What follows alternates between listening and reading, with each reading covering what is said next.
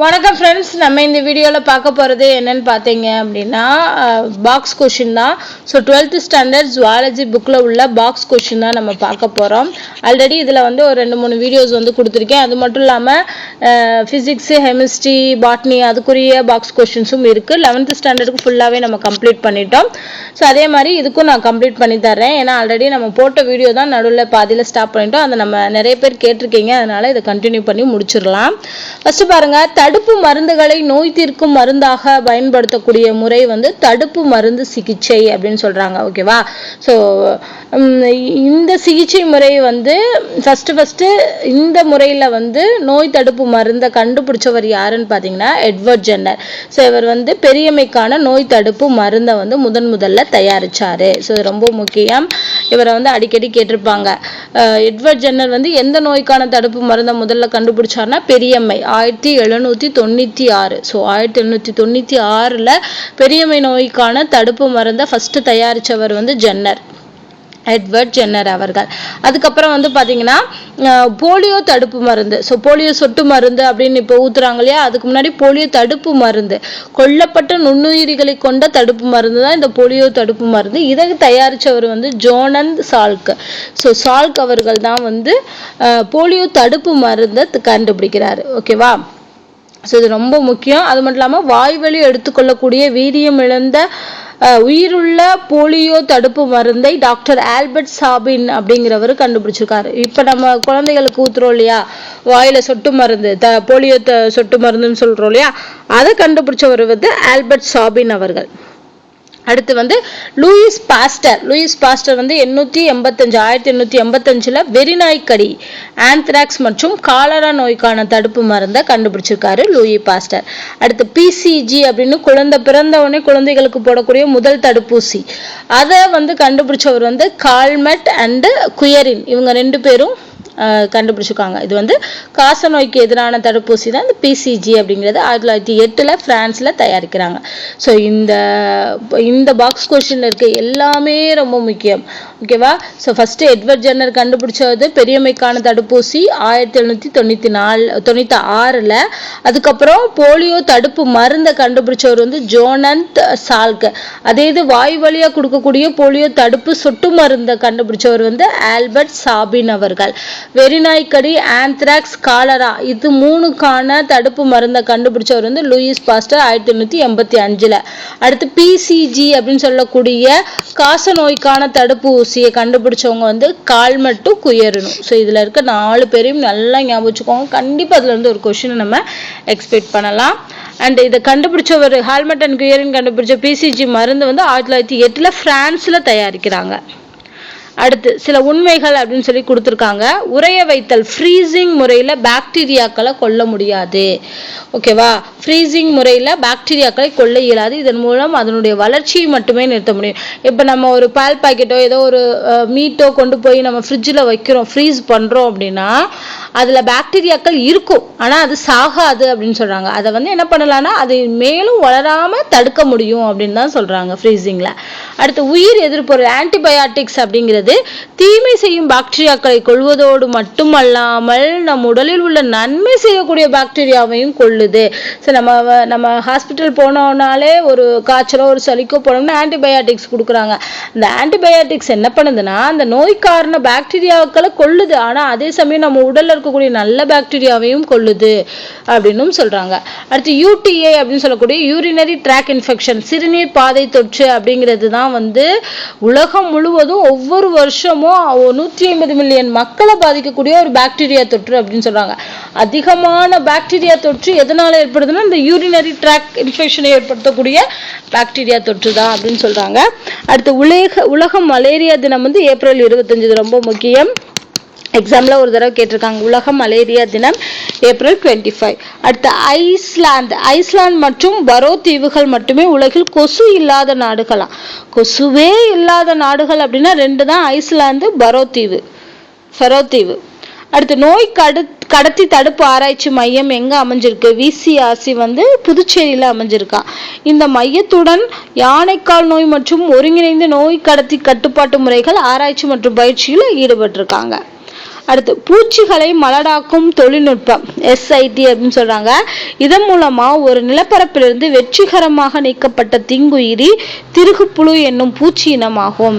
So இப்படி அதாவது பூச்சிகளை மலடாக்கி அதோட வளர்ச்சியை கட்டுப்படுத்துறது அப்படிங்கிறதுல எந்த பூச்சியை அழிச்சிருக்காங்க அப்படின்னா திருகுப்புழு, ஸ்க்ரூ வார்ம் ஃப்ளை அப்படின்னு சொல்றாங்க. அடுத்து சிகா வைரஸ், மூளை புற்றுநோய்க்கு எதிரான அறுவை சிகிச்சை ஆயுதமாக பயன்படுத்தக்கூடிய வைரஸ்க்கு பேர் சிகா வைரஸ். ஓகேவா?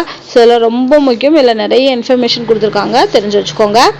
அடுத்து ப்ரீபயாட்டிக். ப்ரீபயாட்டிக்னா என்னன்னா நார்ச்சத்துள்ள உணவில் உள்ள கூட்டு பொருட்கள் ஆகும். இந்த ப்ரீபயாட்டிக் என்பது எங்க இருக்கு? நம்ம சாப்பிடக்கூடிய நார்ச்சத்து உணவுப் பொருட்கள்ல இருக்கு. நன்மை பயக்கும் நுண்ணுயிரிகளின் வளர்ச்சியையும் செயல்திறனையும் இது தூண்டுகிறது. ஸோ நம்ம உடலில் உள்ள நல்ல பாக்டீரியாஸோட வளர்ச்சியை அதிகப்படுத்துது அப்படின்னு சொல்லலாம் நுண்ணுயிரிகளை. அடுத்து ப்ரோபயாட்டிக்னா என்ன? Prebiotic, probiotic. ப்ரீபயாட்டிக் தான் நார்ச்சத்து உணவுல இருக்கக்கூடிய கூட்டுப்பொருள். ப்ரோபயாட்டிக்ங்கிறது பயன் தரும் நுண்ணுயிரிகள், நம்ம உடம்புக்கு நல்லது செய்யக்கூடிய நுண்ணுயிரிகள் அப்படின்னு சொல்றேன். இவற்றை உண்ணும் போது குடல்வாழ் நுண்ணுயிரிகள் விருத்தி அடைவதால் அல்லது புதுப்பிக்கப்படுவதால் பல உடல் நலன் சார்ந்த நன்மைகள் நமக்கு ஏற்படுது. ப்ரீபயாட்டிக் சாப்பிட்றதுனால நம்ம உடலுக்கு நல்லது. அடுத்து நுண்ணுயிர் பகைமை, ஆன்டிபயோசிஸ் அப்படின்னு சொல்றாங்க. நோயுண்டாக்கும் நுண்ணுயிரிகளை கொல்வது உயிர் எதிர்ப்பொருளோட பண்பு. அதான் நுண்ணுயிர் பகைமை, நுண்ணுயிர்களுக்கு பகையானது அப்படின்னு சொல்றாங்க, அதை கொன்றுடும். அடுத்து பலதரப்பட்ட நோய்களை உண்டாக்கக்கூடிய பாக்டீரியாக்களை எதிர்த்து செயல்படுவது பரந்த செயலாற்றல் உள்ள உயிர் எதிர்ப்பொருள், அதாவது பிராட் ஸ்பெக்ட்ரம் ஆன்டிபயோட்டிக்ஸ் சொல்றாங்க. இது நிறைய நோய்களை உண்டாக்கக்கூடிய பாக்டீரியாக்களை கொல்றது. அதே இது நேரோ ஸ்பெக்ட்ரம் ஆன்டிபயாட்டிக், குறுகிய செயலாற்ற உள்ள உயிர் எதிர்ப்பொருள்னா என்னன்னா ஒரு குறிப்பிட்ட நோயை எந்த பாக்டீரியா ஏற்படுத்துதோ அந்த பாக்டீரியாக்களை மட்டும் அது அழிக்கக்கூடியது. ஓகேவா? ஸோ 3 இருக்கு: ஆன்டிபயாசிஸ், பிராட் ஸ்பெக்ட்ரம் ஆன்டிபயாட்டிக்ஸ், நேரோ ஸ்பெக்ட்ரம் ஆன்டிபயாட்டிக்ஸ். அடுத்து பென்சிலின் மருந்து. பென்சிலின் மருந்தை பயன்படுத்துவதில் உள்ள ஒரு பெரிய இடர் உணர்மை ஆகும். பெரிய இடர் ஹைப்பர் சென்சிட்டிவிட்டி அப்படின்னு சொல்றாங்க. அந்த பிரச்சனை இந்த பென்சிலின் மருந்தை பயன்படுத்து. ஏன்னா எல்லாத்துக்குமே பென்சிலின் ஊசி போட மாட்டாங்க, டெஸ்ட் பண்ணிட்டு தான் போடுவாங்க. முன்னாடி இப்போ பென்சிலின் ஊசியே கிடையாது, பட் இதுக்கு முன்னாடி 90s கிட்ஸ் 80s கிட்ஸ்க்கெல்லாம் தெரியும் பென்சிலின் மருந்தா. அப்போ ஊசி போட்டுக்கிட்டாங்க. இதை பயன்படுத்தல ஒரு பிரச்சனை என்னன்னா ஒரு சிலருக்கு அந்த மருந்து ஒத்துக்காது. அதான் ஹைப்பர் சென்சிட்டிவிட்டி உள்ள ஒரு மருந்துன்னு சொல்றாங்க. இதனால குமட்டல், வாந்தி, அரிப்பு, மூச்சு திணறல், அப்புறம் இறுதியில ரத்த நாள அழிவுகள் கூட ஏற்படும் அப்படின்னு சொல்றாங்க.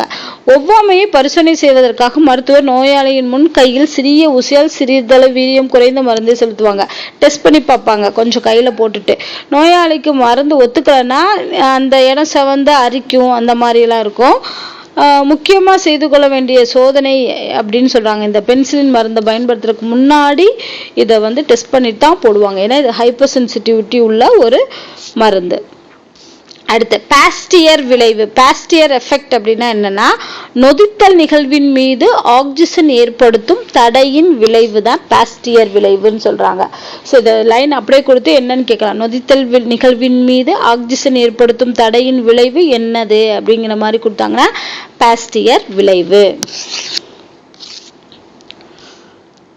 அடுத்து ஒவ்வொரு வருஷமும் ஆகஸ்ட் 10 இந்த தினத்துல உலக உயிரிய எரிபொருள் தினம் அப்படின்னு கடைபிடிக்கிறாங்க. ஸோ நல்லா ஞாபகம் வச்சுக்கோங்க. ஆகஸ்ட் 10 உயிரிய எரிபொருள் தினம். மரபு சார்ந்த புதுப்பிக்க இயலாத புதைப்படிவ எரிபொருட்களுக்கு மாற்றாக புதுப்பிக்கக்கூடிய உயிரிய எரிபொருளின் முக்கியத்துவம் பற்றி விழிப்புணர்வை ஏற்படுத்துறதுக்காக இந்த நாளை கொண்டு வந்தாங்க. இந்த நாள் உயிர் எரிபொருள் துறையில் அரசு எடுக்கும் பல்வேறு முயற்சிகளை முன்னிலைப்படுத்துகிறது. ஓகேவா? ஸோ ரொம்ப நம்மளால ஒரு தடவை யூஸ் பண்ணிட்டு திருப்பி அதை உருவாக்க முடியாது அப்படின்னு இருக்கக்கூடிய படிவ எரிபொருள், அதை நம்ம அதிகமாக யூஸ் பண்றதை விட்டுட்டு நம்மளால திருப்பி புதுப்பிக்கக்கூடிய எரிபொருளை நம்ம பயன்படுத்தணும் அப்படிங்கிறதுக்காக தான், அந்த நோக்கத்துக்காக தான், அதுல விழிப்புணர்வு ஏற்படுத்தணுங்கிறதுக்காக தான் ஆகஸ்ட் 10 உலக உயிரிய எரிபொருள் தினமா செலிப்ரேட் பண்றோம். அடுத்து தாவர எண்ணெய், கொழுப்பு மற்றும் உயவு களிம்புனா கிரீஸ்ன்னு சொல்றோம்ல, இதெல்லாம் வந்து இதுல இருந்து பயோடீசல் அப்படிங்கிற எரிபொருள் வந்து தயாரிக்கப்படுகிறது. பயோடீசல்ங்கிறது வந்து எதுல இருந்து தயாரிக்கப்படுது அப்படின்னு பார்த்தோம்னா தாவர எண்ணெய், கொழுப்பு, கிரீஸ்ன்னு சொல்லக்கூடிய உயவு களிம்புகள்ல இருந்து. அடுத்து டீசல் என்ஜின்களில் எந்த மாற்றமும் செய்யாமல் பயோடீசலை பயன்படுத்தலாம். ஸோ இந்த பயோடீசலை டீசல் என்ஜின்களுக்கு கூட பயன்படுத்த முடியும் அப்படின்னு சொல்றாங்க. பெட்ரோலியம் சார்ந்த டீசல் எரிபொருட்களை ஒப்பிடும்போது தூய பயோடீசல் ஒரு நச்சற்ற உயிரிய சிதைவிற்கு உள்ளாகக்கூடிய குறைந்த அளவு காற்று மாசுபடுத்திகளை கொண்ட ஒரு எரிபொருள்னு சொல்லலாம். பயோடீசல்ங்கிறது நமக்கு எந்த ஒரு சைடு எஃபெக்ட்ஸுமே கொடுக்காது. அது மட்டும் இல்லாமல் சிதைவுக்கு உட்படக்கூடியது. நம்ம காற்றை மாசுபடுத்தினாலும் குறைந்த அளவு தான் மாசுபடுத்தும். அதனால நம்ம பயோடீசலை பயன்படுத்தலாம் அப்படின்னு சொல்றாங்க. நம்ம இந்திய அரசாங்கம் வந்து டிசம்பர் 2009 வந்து உயிரிய எரிபொருள் குறித்த ஒரு தேசிய கொள்கைக்கு வந்து ஒப்புதல் அளிச்சிருக்காங்க. ஓகேவா. காட்டாமணக்கு ஜெட்ரோஃபா கர்காஸ் அப்படின்னு சொல்லக்கூடிய எண்ணெய் வித்து வந்து பயோடீசல் உற்பத்திக்கு மிகச்சிறந்தது அப்படிங்கிறத கண்டுபிடிச்சிருக்காங்க. காட்டாமணக்கு இருக்கு, அதுல இருந்து பயோடீசல் எடுக்கலாம். அதுதான் வந்து ஒரு குட் சோர்ஸ் அப்படிங்கிறதையும் கண்டுபிடிச்சிருக்காங்க. அடுத்து புங்கன் என்னும் சிற்றினமும் பயோடீசல் உற்பத்திக்கு ஏற்றது. ஸோ பயோடீசல் தயாரிக்கிறதுக்கு காட்டாமணக்கு, புங்கன் அப்படின்னு சொல்லக்கூடிய சிற்றினம், இது ரெண்டுமே வந்து மிகச்சிறந்தது அப்படிங்கிறத கண்டுபிடிச்சிருக்காங்க. அடுத்து மரபு பொறியியல் என்னும் அறிவியற் புலத்தை பயன்படுத்தி மூலக்கூறு மருந்தாக்கம் என்னும் முறை மூலம் வாய்வழி தடுப்பு மருந்துகள் வந்து தயாரிக்கப்படுது. இந்த நம்மளுக்கு சொட்டு மருந்து மாதிரி கொடுக்குறாங்க இல்லையா, அது. ஓகேவா.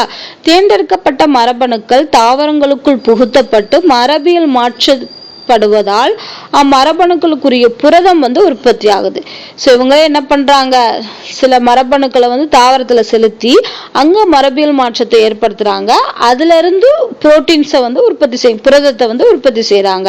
உண்ணத்தகுந்த தடுப்பு மருந்துகள் கோழைப்படலத்தை இலக்காக கொண்டவை.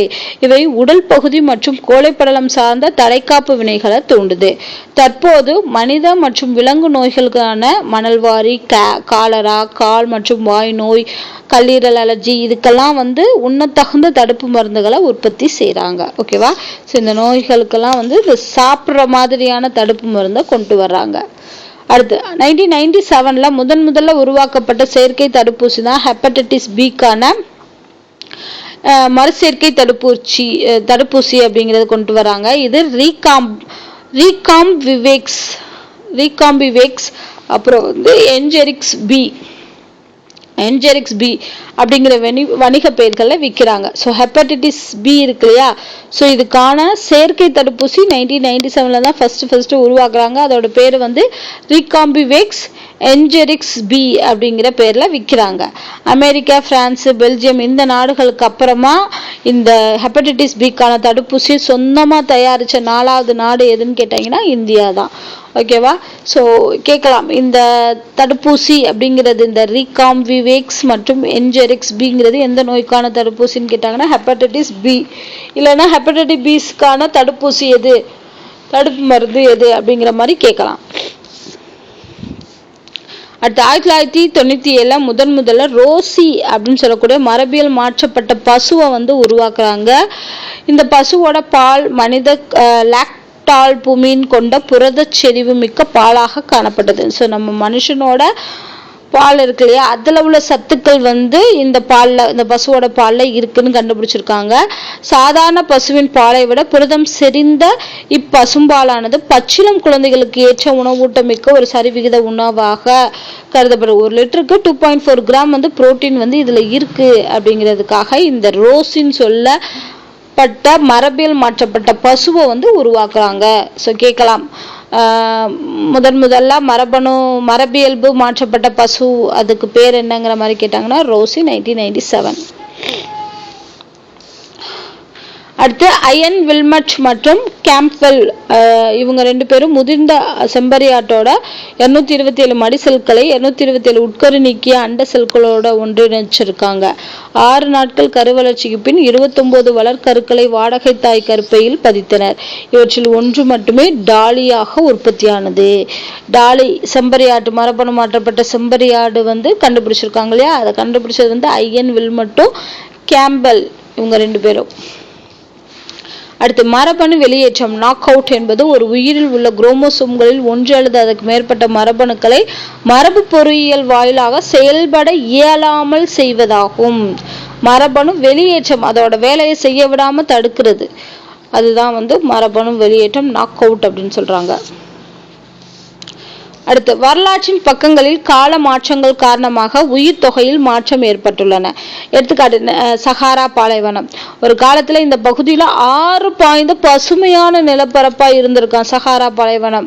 அதனால அங்க மரங்கள், விலங்குகள், நீர் யானை, ஒட்டகச்சிவிங்கி முதலை இதெல்லாம் வாழ்ந்திருக்கு அப்படின்னு சொல்றாங்க. நிறைய காலப்போக்குல நடந்த காலநிலை வறண்டத்தால இப்பகுதி புவிக்கோளத்தின் மிகப்பெரிய பாலைவனமாக மாறிடுச்சு. இங்கு வாழ்ந்த விலங்குகள் சாதகமான சூழல் நிலவும் அருகிலுள்ள பகுதிகளுக்கு இடம்பெயர்ந்தது அப்படின்னு சொல்றாங்க. சஹாரா பாலைவனமே ஒரு காலத்துல பசுமையா இருந்திருக்கு. காலநிலை மாற்றத்தால இதெல்லாம் மாறி இருக்கு. அடுத்து உலகின் தற்போதைய உயிரிய பல்வகைத்தன்மை மிக வேகமாக அழிந்து வருகிறது. இது இதற்கு முன்னால் பூமியின் வரலாற்றில் கடந்த 5 அல்லது 6 பேரழிவுகளோடு ஒப்பிடத்தக்க வகையில் அமைஞ்சிருக்கு அப்படின்னு சொல்லி உலக வனவியல் நிதியம் சொல்லியிருக்காங்க.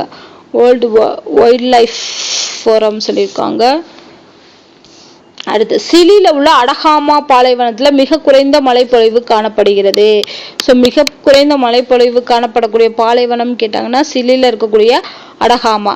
இதோட ஆண்டோட சராசரி மழைப்பொழிவு 15 மில்லிமீட்டருக்கும் கம்மியா இருக்கும். சில ஆண்டுகள்ல மழையே பொழியாதுன்னு சொல்றாங்க. சஹாரா பாலைவனத்தோட உட்பகுதியில மழைப்பொழிவு ஆண்டுக்கு 15 மில்லிமீட்டருக்கும் குறைவா இருக்கும் அப்படின்னு சொல்றாங்க. அமெரிக்க பாலைவனங்கள்ல மழைப்பொழிவு சற்று அதிகமாக இருக்குமா. அமெரிக்க பாலைவனங்கள்ல மட்டும் அதிகமா இருக்கு. இந்த சஹாரா அண்ட் அடகாமா பாலைவனத்துல எல்லாம் 15 மில்லிமீட்டருக்கும் கம்மியான மழைப்பொழிவு தான் இருக்கு. அடுத்து பார்த்தோம் அப்படின்னா உயிரின திறன் அல்லது இனப்பெருக்க திறன் பயோட்டிக் பொட்டன்ஷியல் அல்லது ரீப்ரொடக்டிவ் பொட்டன்ஷியல்னு சொல்றாங்க. அதாவது சாதகமான சுற்றுச்சூழல்ல ஒரு உயிரினத்தின் அதிகபட்ச இனப்பெருக்க திறன் தான் உயிரின திறன்.